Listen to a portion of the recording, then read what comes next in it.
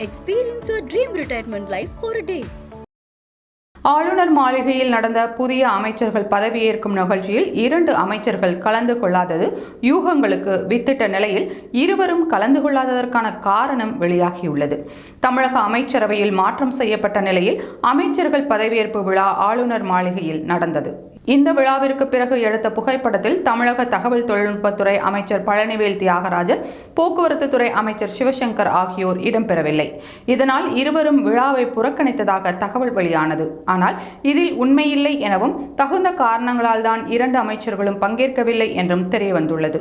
இதன்படி அமைச்சர் பழனிவேல் தியாகராஜன் மதுரையிலிருந்து சென்னைக்கு முன்பதிவு செய்த விமானத்தில் கோளாறு ஏற்பட்டதால் அவரால் சரியான நேரத்திற்கு வர முடியவில்லை என்று தகவல் வெளியாகியுள்ளது. இதையடுத்து அடுத்த விமானத்தில் சென்னை வந்த அவர் துணை முதல்வர் உதயநிதியை சந்தித்து வாழ்த்து தெரிவித்தார். மேலும் அமைச்சர் சிவசங்கர் தனது மகனின் படிப்புக்காக முதல்வரின் அனுமதியை பெற்றே லண்டன் சென்றதாகவும் இதனால் அவரால் கலந்து கொள்ள இயலவில்லை என்றும் கூறப்படுகிறது. இதன் மூலம் 2 அமைச்சர்களும் விழாவை புறக்கணித்ததாக வெளியான செய்தியில் உண்மையில்லை என்று தெரிய வந்துள்ளது.